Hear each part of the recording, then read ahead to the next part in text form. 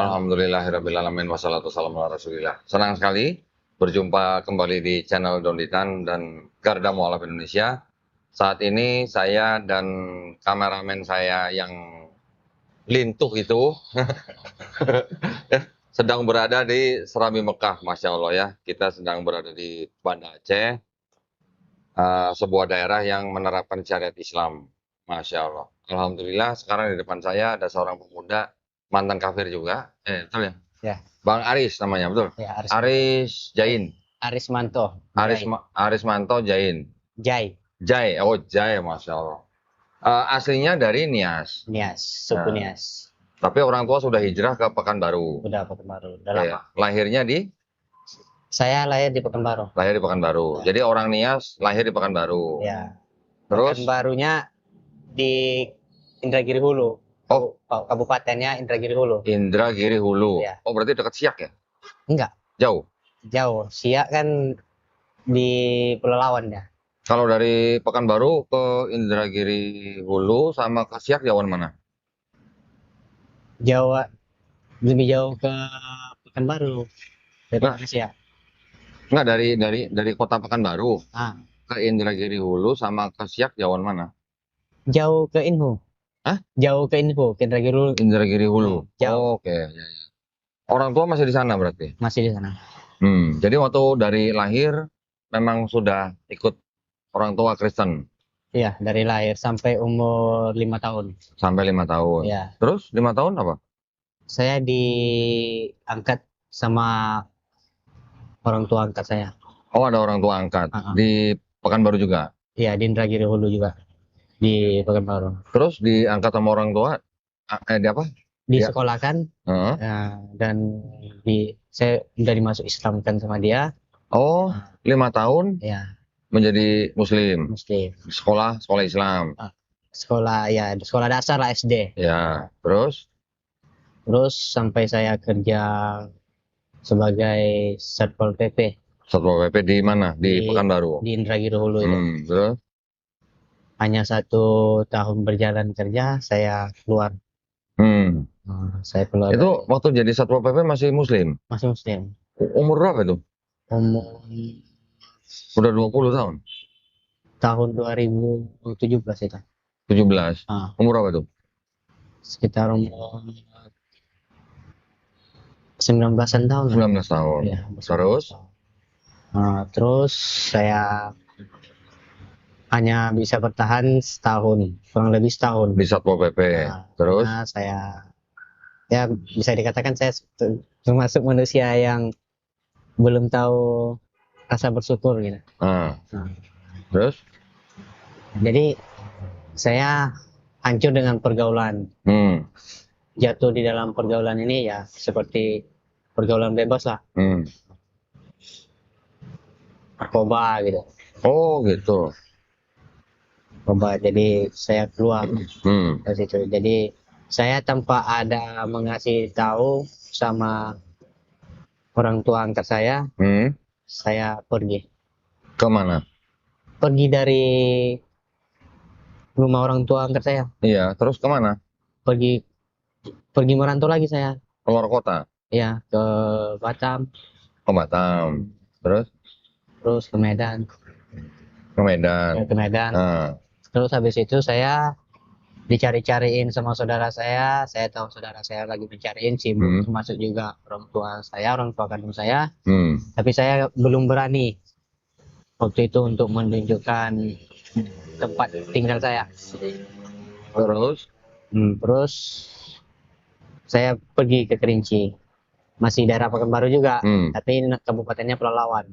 Saya di Kerinci kerja, terus rupanya saya dapat kabar adik mama saya ada di situ. Adik mama? Ya, adik mama saya. Jadi rupanya adik mama saya tadi udah tahu kalau saya itu lagi dicariin dan saya dihubungi sama kakak saya itu, anak dari adik mama saya tadi, suruh ke rumah atau dia yang mendatangi untuk berjumpa bersama saya. Namun saya tidak mengasih tahu saya di mana. Saya cuma ngabari saya baik-baik aja. Tapi suatu ketika orang tua saya, saudara saya menangis, meminta ngasih tahu tinggal di mana dan di mana posisi. Karena orang saudara saya yang di sana juga khawatir gitu, entah kayak mana kabar saya, apa benar-benar itu saya atau tidak. Jadi saya putuskan untuk ngasih tahu saya di sini, tapi biarlah saya yang datang ke tempat bidan. Dan akhirnya saya datang ke situ. Jadi di situ saya dinasihati sama adik mama saya suruh pulang. Namun saya menolak. Alasannya mau kerja? Alasannya karena posisinya saya lagi kerja di PT LPP situ. Terus itu masih muslim tuh? Masih muslim. Oke. Masih muslim. Dan setelah itu saya balik ke tempat orang tua saya. Bukan ke tempat orang tua saya. Sebelum saya pulang ke tempat orang tua saya itu saya silaturahmi dulu ke tempat kawan. Jadi pas di tempat kawan itu mungkin ada yang ngasih informasi bahwa saya ada di situ. Jadi datang abang kandung saya, datang ke situ menangis. Dia berkata, tolong lihat orang tua kita. Kita nggak tahu berapa lama umur dia lagi. Semenjak kamu pergi tanpa ada kabar, beliau nggak mau makan, sakit. Jadi kami sebagai anaknya juga nggak bisa kerja.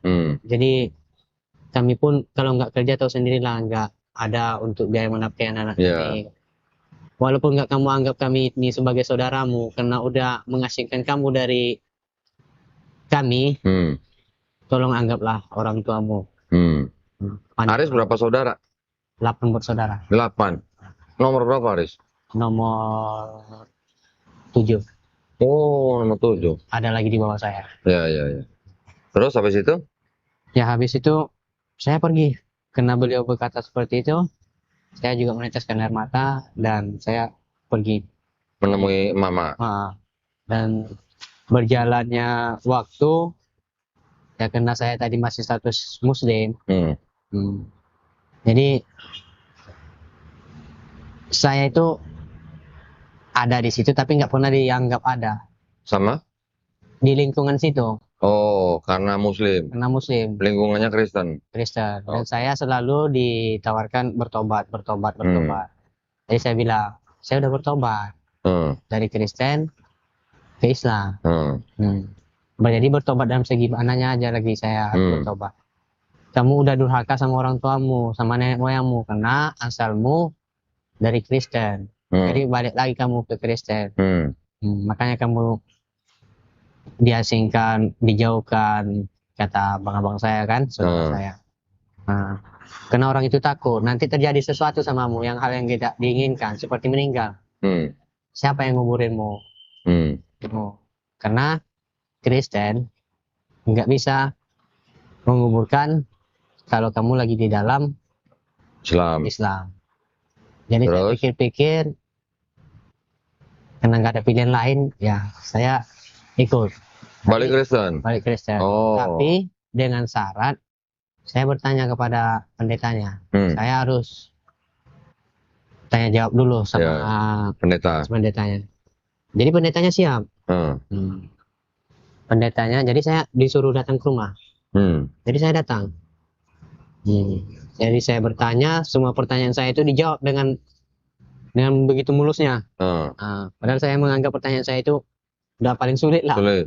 Tapi dengan saya pernah berkata kalau bisa menjawab 3 pertanyaan saya bakal masuk Kristen.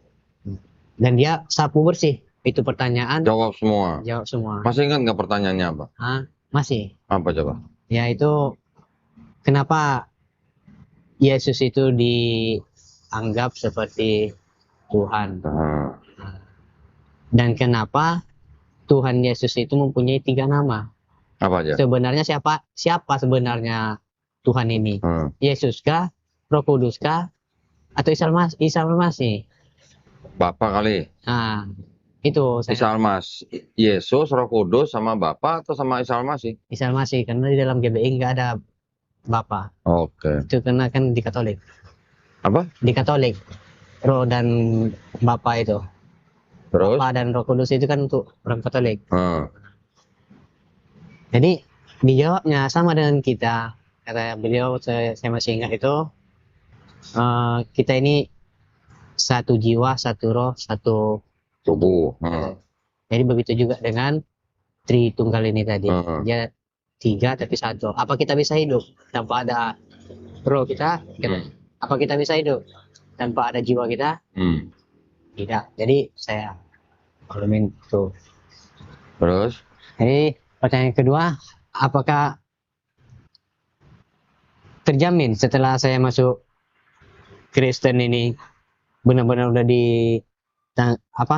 udah dibayar dosa-dosa saya yang sudah. Karena saya merasa paling banyak waktu itu besar dosa saya. Kenapa? Saya udah mengkhianati orang tua angkat saya. Padahal saya itu banyak dibandingkan dengan orang tua yang melahirkan saya lebih sayang kepada orang tua angkat saya. Karena dari umur 5 tahun beliau yang membesarkan saya. Terus dijawab juga? Dijawab juga. Pasti masuk surga gitu? Pasti masuk surga. Dengan catatan kamu harus dibaptis. Nah, dan petunjuk itu dan jawaban itu akan datang kepadamu nanti di saat kamu tertidur. Oh, mimpi? Mimpi. Oh, terus? Bukti, saya mimpi. Gini. Ada angin kencang, kayak angin kencang di rumah itu kan. Kan ibaratnya barak ini kan ada terpal di atasnya itu. Jadi bergoyang. Jadi apa ini yang dikatakan pendeta tadi? Nah, jadi ujungnya saya bercerita lagi besoknya sama dia. Ya benar-benar terjadi. Jadi saya nggak ada pilihan lagi. Gitu. Saya memang. Pertanyaan ketiga apa? Pertanyaan ketiganya apa itu? Pertanyaan ketiganya tentang apa juga? Ibaratnya tentang makanan. Nah, kenapa sih ibaratnya Kristen ini harus memakan namanya babi tadi? Padahal di dalam Alkitabnya di Perjanjian Lama itu kan yang hewan berkuku panjang itu berkuku belah. Berkuku belah itu nggak boleh dimakan. Ya. Kata pendetanya apa?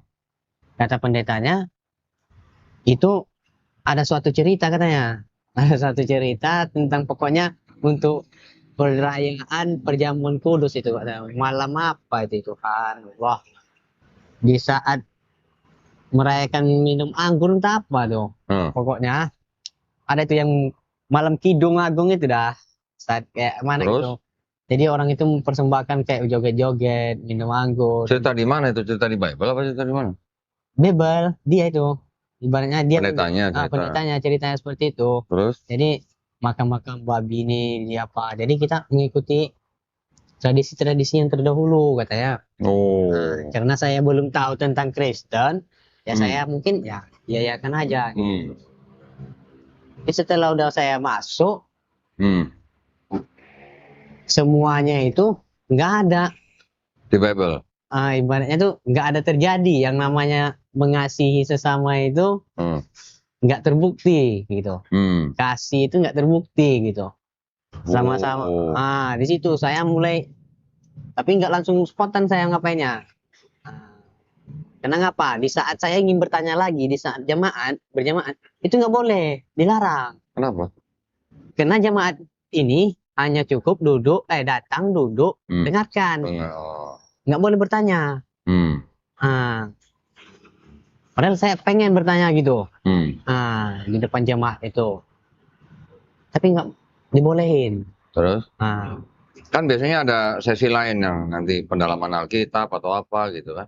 Itu saya nggak begitu kali. Karena mulai dari situ saya udah nggak connect lagi sama apa ini. Karena udah banyak hal-hal yang menjengkelkan bagi saya. Udah banyak hal-hal yang mengganjalkan bagi saya. Itu berarti kamu balik ke Kristennya di Indragiri Hulu? Iya, di situ. Berapa tahun balik Kristen? 1, 2, sampai 2 tahun lah. 2 tahun. Karena saya nggak lama menjalankan Kristen, saya nikah. Awal tahun 2019. Bulan 10 atau bulan 11-nya saya dibaptis. 2019. 2018. 18. Terus? Dibaptis. dan tahun 2019 tanggal 22 saya nikah. Oh, 18 kamu dibaptis, Ya, 19 kamu nikah. awal Terus bulan 3. nikah dengan orang Indragiri Iya. Ulu juga. Orangnya tadi, Kristen tadi, yang Yes. istri saya sekarang. Sama-sama di Pekanbaru. Iya. Oke, terus Jadi saya nikah dan saya ibaratnya ngambil sumpah di gereja. Dan isi di dalam sumpah itu saya ibaratnya tidak akan bercerai. Tidak boleh bercerai terkecuali mati, maut yang memisahkan. Jadi setelah saya jalani kehidupan Kristen hari demi hari, waktu demi waktu, begitu banyak kejanggalan bagi saya. Kejanggalannya apa? Kejanggalannya karena saya mau beribadah nih, ibadah. Ya saya ibaratnya contohnya beribadah tadi, ya saya mengikut Tuhan saya. Tuhan tadi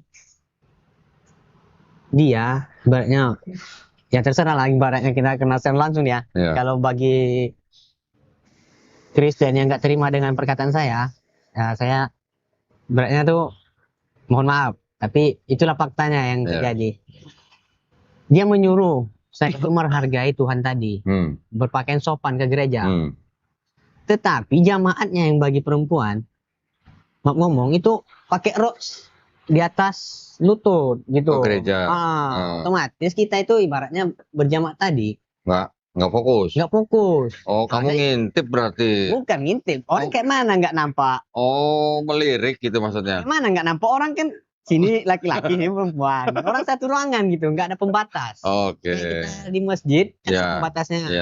Nah, ini nggak ada. Terus yang kedua, saya ditegur. Sama siapa? Sama pendetanya, karena saya memakai celana padahal tertutup lutut di sini. Jadi dibilangnya, kenapa pakai celana pendek? Jadi saya jawab dengan simpel. Apa salahnya saya pakai celana pendek? Kamu berarti nggak menghargai Tuhanmu. Bagaimana saya mau menghargai Tuhan saya? Saya bilang, saya lihat aja gambar Tuhan itu, walaupun dia disalibkan, apa dia menghargai kalian? Itu ngomong nih. Dengan cuma pakai menutup yang apa aja, cuman yang penting-penting aja. Saya bilang. Nah, itu udah dosa besar katanya. Coba kamu. Jadi saya bilang, tapi saya udah dipastikan dosa saya tadi udah ditebus. Kenapa bisa jadi saya berdosa lagi nih, kan? Seharusnya kan kalau udah ditebus dosa tadi ya suka-suka saya lah mau bikin. Nah, kamu nggak bilang itu perempuan-perempuan yang roknya di atas lutut bagaimana? Udah saya bilang. Ini kalau begini jamaatnya para kaum Hawa ini saya bilang yang perempuan ini yang anak-anak oke lah orang tuanya, yang bagi ibu-ibu, bagi nenek-nenek, tapi yang anak-anak gadis ini saya maklum, saya bilang saya bukan malaikat, saya manusia diciptakan dengan hawa nafsu. Ya kan, jadi nggak usah kita ibaratnya sok suci gitu, aku bilang. Ya kamu kalau di gereja ada perempuan yang pakai rok pendek, kamu duduk paling belakang dong, biar nggak lihat dong. Nggak mau dari belakang. Kamu kalau duduk depan ya kamu lihat. Saya depan, saya belakang nih, belakang, paling belakang malah. Malam pun ada saya duduk paling depan. Tapi kan apa itu para yang nyanyi-nyanyi itu apa namanya itu? Ya. Dia di depan. Di depan mimbar itu duduk pula pakai rok. Astagfirullahaladzim, ibaratnya udah kayak kamu di gereja ngomongnya astagfirullahaladzim gitu. Nggak ada ngingat gitu loh. Astagfirullahaladzim itu istighfar itu memang nggak pernah lepas dari mulut. Saya apa enggak, walaupun saya dimasuk ke dalam Kristen kemarin, saya nggak pernah lepas dari kata istighfar itu. Karena saya Kristen, bisa dihitung berapa kali masuk gereja dalam satu tahun, sehingga saya dijemput ke rumah untuk datang ke gereja. Saya menolak, karena saya kecewa.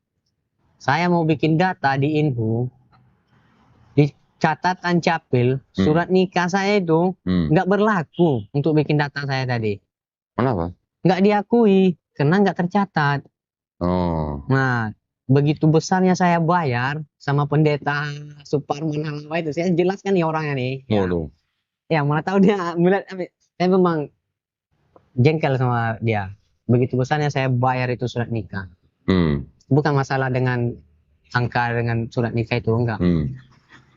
Kalau nggak ada gunanya sama aja bagi saya itu. Oh, maksudnya surat nikah dari gereja itu tidak berlaku di catatan sipil? Untuk bikin data.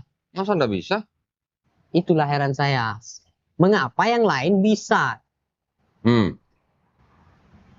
Saya bertanya gitu, kenapa yang lainnya bisa? Udah kayak seperti ada kecurangan gitu, kayak kan di sana itu kalau niat sini kayak mana bilang saya. Dia apalagi di gereja itu marga, dia bermarga, kayak bukan gereja umum itu, kayak gereja marga saya bilang. Oh. Pengisinya halawa semua. Apa? Halawa semua. Halawa itu apa? Marga halawa semua yang punya kedudukan di situ. Iya. Orang lain nggak dikasih. Apa mungkin gerejanya belum ada legalitasnya mungkin? Gerejanya memang belum, itu kan orang itu mendirikan secara ilegal. Saya dengar seperti kemarin itu pernah mau digusur orang desa situ. Jadi karena orang itu bukan dibikinnya itu gereja, hanya rumah ibadah gitu. Jadi karena dibikin rumah ibadah sah saja kan. Tapi yang mengajarkan di situ seperti gereja gitu. Terus akhirnya kamu kecewa, terus gimana? Ya saya kecewa, saya memberontak, dan ibaratnya saya mengingat lagi tentang Islam gitu. Saya mengingat lagi dengan Islam, saya nggak peduli lagi dengan Kristen ini. Ya, karena saya ganjalnya saya, masa orang mati dirayakan, menunggukan main judi.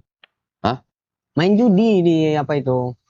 Oh, maksudnya orang sedang menunggu orang meninggal yang mayat ini mau dimakamkan, dikuburkan, tergantung pihak keluarga, entah 1 minggu, entah 3 hari. Orang-orang yang menunggu main judi.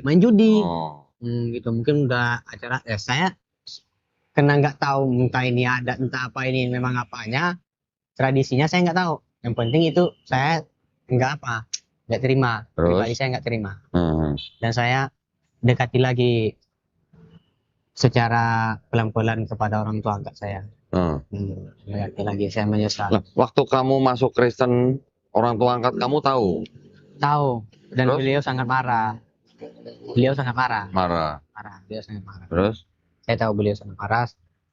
Sampai-sampai waktu saya menikah pun beliau nggak datang. Padahal saya udah nyampaikan pesan. Terus? Dan setelah itu saya udah punya anak 1. Saya beranikan diri untuk bermain ke tempat orang tua angkat saya. Setelah punya anak? Setelah punya anak. Dan saya ke sana, saya disambut. Sebagai anak, seperti kayak mana anak kandung dan datang ke rumah orang tua, disambut dengan baik. Jadi saya tahu di dalam agama Islam itu ibaratnya kalau diperlama-lamakan yang beda agama itu di tempat orang Islam ini, yang ada menimbulkan ibaratnya cerita-cerita yang tidak tidak diinginkan. Dan orang tua saya angkat itu seorang ibaratnya aktif dalam berjamaah lah, pengajian. Terus? Jadi beliau mengatakan kalau kamu tinggal mau sampai kapan pun di sini nggak masalah, tetapi istrimu kan Kristen. Jadi bahan cerita di sini. Ya saya sebenarnya pengen membahas itu, bantu saya sadarkan lagi. Sadarkan lagi saya bilang sama dia.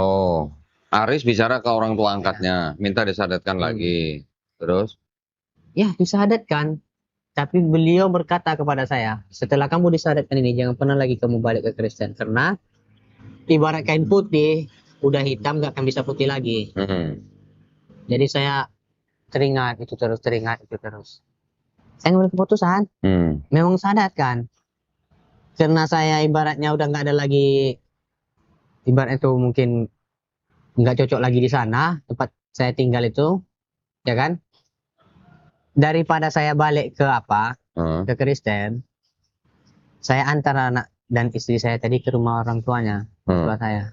Dan situ saya sekitar beberapa bulan, terus saya pergi merantau di dalam. Istri kamu ditinggal? tinggal. Saya bilang berkata, saya nggak akan pernah balik ke Kristen lagi. Karena waktu itu ada suatu kejadian yang sebenarnya saya menangis. Nangis saya. Karena anak saya yang paling kecil itu nggak sampai umurnya 1 tahun. Dia sakitnya keras. Ibaratnya tuh kayak orang step. Tapi ini bilang step, kalau step kan sementara, ini nggak lama dia. Sampai 2 minggu dia sakit parah. Dan orang itu berkata kepada saya, Siapa yang berkata? mertua saya, orang tua saya, saudara-saudara saya. Nah, pendetanya juga bilang, kamu harus bertobat. Jalan-jalan satu-satunya cuma bertobat kamu agar anak ini diangkat penyakitnya sama Tuhan Yesus Kristus. Karena kamu udah melakukan dosa besar, makanya anakmu terjadi. Istri saya nangis-nangis. Bang, tolonglah. Mungkin ini teguran Tuhan kepada kita, kan? Karena kita udah Islam, katanya kan. Saya bilang, enggak. Sekali saya bilang tidak. Kalau memang itu anak dititipkan Allah tadi untuk saya, dia tidak akan mengambil begitu mudahnya dari saya. Saya bilang begitu. Saya tidak akan berpaling dari Islam ini. Saya bilang, saya tegaskan apapun yang terjadi. Saya bilang kayak gitu. Nggak terima kalian, tunggu anak saya sehat. Saya akan berdoa agar anak saya ini sehat. Pokoknya kita berdoa udah, kita bawa dia ke rumah sakit. Pulang dari rumah sakit, alhamdulillah sembuh. Setelah itu saya pergi berangkat ke Sidikalang, ke tempat abang kandung saya. Dan pas di Sidikalang, saya mendengar kabar kabar abang saya ada di Subuh Salam Aceh ini kan. Dia udah masuk Islam. Saya nggak percaya, jadi saya bersilaturahmi juga ke sini. Oh, abang kamu di Aceh sudah masuk Islam juga? Dibina di sini juga. Oke, terus? Jadi saya datang silaturahmi gitu kan, karena ibaratnya bisa dikatakan saya nggak pernah jumpa gitu sama beliau. Saya pergi, beranikan diri aja pergi. Saya lihat di situ memang udah masuk Islam dia, alhamdulillah. Alhamdulillah. Supaya kalian masih dapat hidayah. Terus? Itu memberikan hidayah kepada kalian. Jadi usul kenapa kamu sendiri ke sini? Apa ada masalah? Masalah tidak ada. Terus mana anakmu? Mana istrimu? Di sana tinggal di Pekanbaru. Saya mau pergi sini hanya mencari kerja. Saya bilang, saya cari kerja. Kalau ada kerja samamu, kasih saya. Nah, saya mau menafkahi anak dan istri saya. Saya punya tanggungan. Baik, saya kasih kerja. Tetapi waktu di situ tuh saya dipertanyakan soal keagamaan saya. Karena saya nggak ada buku mualaf. Apa syahadatnya nggak ada. Nah, tapi saya bilang saya Islam. Nggak percaya, bisa kalian tengok di data orang tua angkat saya, di kakaknya. Sampai yang di apa ini pun nggak percaya sama saya, sama ketua forum. KTP kamu Islam atau Kristen? Waktu itu saya nggak bawa KTP, makanya nggak percaya. Jadi saya bilang saya pernah bikin KTP dan saya ada kakak, bahwa di kakak saya itu dan di KTP saya itu saya Islam. Kakak yang orang tua angkat. Apa buktinya? Buktinya bisa saya kirimkan foto kakaknya sama kalian. Saya minta sama orang tua angkat saya telepon, saya kasih. Baru orang itu yakin. Tetapi kamu perlu juga disadarkan karena kamu nggak ada surat dari mualafnya, sadatkannya. Apakah kamu mau bersedia disadatku lagi? Apakah saya nanti enggak ibarat itu, apakah saya enggak dikatakan murtad lagi? Kok masa saya disadatkan? Otomatis kalau saya disadatkan berarti identitas saya murtad gitu sebelum disadatkan ini. Terus? Saya bilang gitu. Enggak, ibaratnya untuk apa pegangan kamu lah, mau kemana-mana. Soalnya nggak ada apa-apa gitu kan, KTP gitu. Ini setelah nanti bikin KTP-mu, bikin kakakmu. Saya bilang, ya saya siap. Saya bilang sama dia, saya siap. Tapi apa saya bisa minta bantu sama kalian? Saya punya keluarga dan anak saya. Kalau orang itu saya bawa ke sini, apa mau kalian membantu saya dengan ekonomi untuk ongkos ke sini?